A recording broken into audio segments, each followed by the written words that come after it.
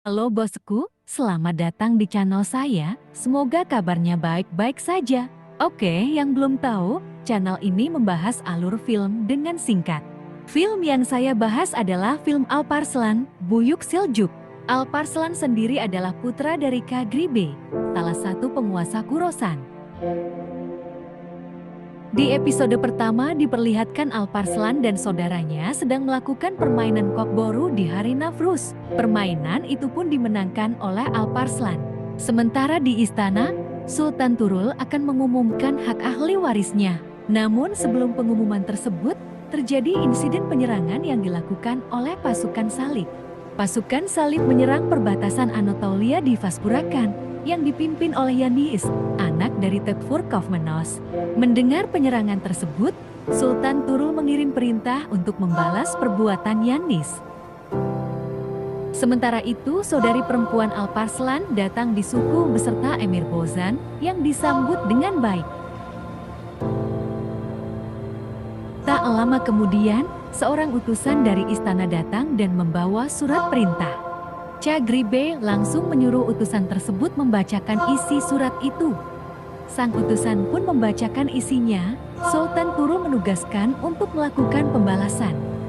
Dan yang bertugas antara lain yaitu Hasan, Yinal, dan kemudian putra Kagribe, Sulaiman. Mendengar yang bertugas adalah Sulaiman, saudaranya Alparslan terkejut dan merasa sedih karena tidak bisa ikut berperang. Anatolia sendiri menyimpan kenangan buruk bagi Alparslan. Saat Alparslan masih kecil, sukunya dibantai oleh pasukan Salib. Banyak orang yang tidak bersalah meninggal. Anak-anak dan perempuan pun menjadi korban, termasuk ibu Alparslan. Namun Alparslan sempat meninggalkan luka di bagian wajah pasukan Salib itu, di mana pasukan Salib itu sekarang telah menjadi Tekfur yang bernama Kaufmanov. Saat dalam perjalanan menuju istana, Sulaiman dan Alpnya diserang oleh bandit. Pertempuran pun tak terhindarkan.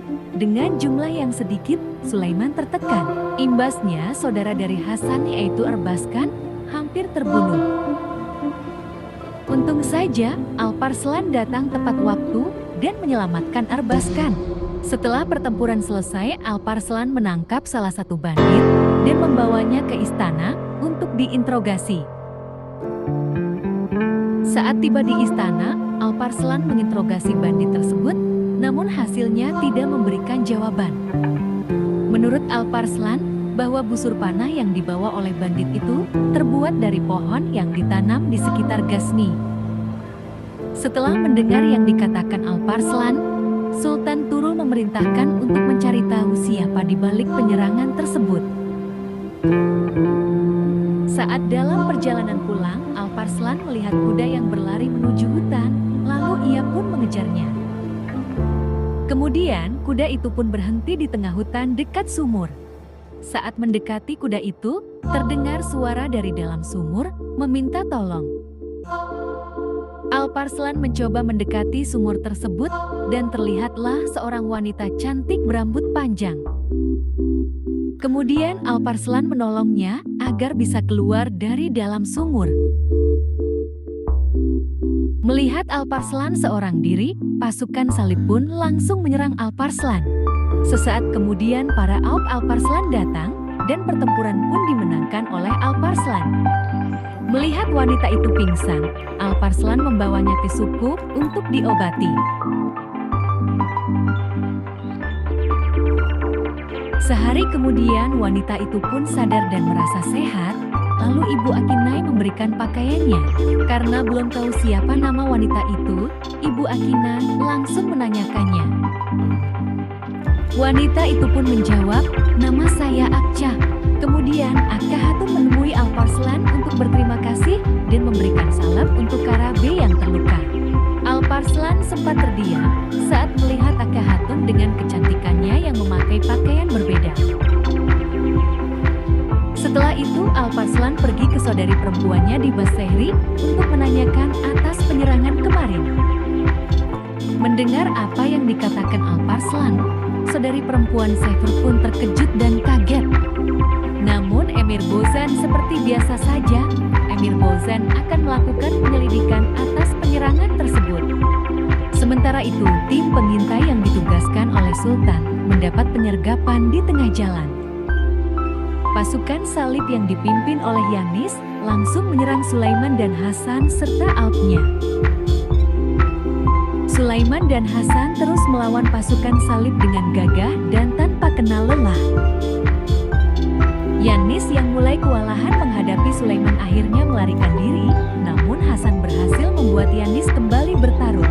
Saat Hasan akan membunuh Yanis, kemudian Komandan Riparis menyelamatkan Yanis. Hasan yang kewalahan melawan Riparis pun akhirnya harus terbunuh oleh Riparis. Sulaiman yang melihat saudaranya terkena pedang mencoba menyelamatkan Hasan, namun takdir berkata lain. Hasan pun mati syahid dalam menjalankan tugas negara. Sementara itu, Alparslan juga mendapat penyerangan yang dilakukan oleh para bandit di penginapan. Namun Alparslan dapat mengalahkan para bandit tersebut karena Alparslan mencurigai Emir Bozan. Bandit yang tertangkap pun dibawanya ke hadapan Emir Bozan. Sempat kaget dengan kedatangan Alparslan, Emir Bozan pun membunuh pengawalnya agar pengkhianatannya tidak diketahui. Meskipun begitu, Alparslan tidak mempercayainya. Cepat atau lambat pengkhianat akan terungkap. Alparslan pun kembali ke sukunya. Sulaiman dan Alpnya pun tiba di suku dengan wajah yang tertunduk. Istri Hasan yang bernama Zulaiha pun kebingungan karena dia tidak melihat Hasan. Semua orang yang berada di suku pun ikut panik. Lalu Sulaiman menghampiri Zulaiha dan memberikan gelang yang dibawa Hasan. Zulaiha pun langsung menangis histeris karena tidak percaya. Lalu ia menghampiri jenazah Hasan. Setelah itu jenazah Hasan pun akan dikuburkan. Alparslan mengajak para pemberani untuk melakukan balas dendam atas kematian saudaranya. Kematian Hasan pun sampai ke telinga Sultan Turul.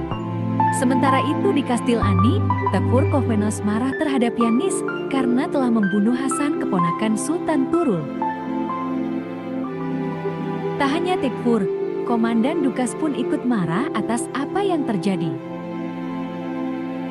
Kematian Hasan akan menyebabkan perang besar antara Seljuk dan Bizantium. Yanis yang seolah tidak menghiraukan perang besar tersebut terlihat santai. Namun tak lama kemudian datang seorang utusan dari Sultan. Semua orang pun tidak percaya bahwa Sultan memutuskan untuk perang terbuka. Tepfur Kofmenos langsung berpikir untuk menemukan cara agar bisa menang melawan Seljuk dan melakukan persiapan perang. Sementara itu Alparslan dan para Alpnya pun sedang melakukan persiapan perang. Saat tiba hari perang, pasukan Muslim yang dipimpin Alparslan ingin segera menghajar pasukan salib. Lalu Alparslan berjalan di tengah tanah gersang dan melantangkan suaranya yang sampai terdengar ke pasukan salib. Alparslan mengajak pria pemberani dari pasukan salib untuk melawan dirinya satu lawan satu. Di satu sisi, Kakek Hatun yang berada di suku terlihat memegang belati di kamar Kagri Bey. Apakah Kakek Hatun seorang mata-mata yang dikirim untuk membunuh Kagri Bey? Menarik untuk kita nantikan di episode selanjutnya karena akan beralih ke peperangan. Komandan Riparis yang tak terima langsung berlari dengan kudanya ke hadapan Alparslan. Dan episode pertama pun selesai. Jangan lupa untuk subscribe channel ini agar kalian tidak ketinggalan video terbarunya.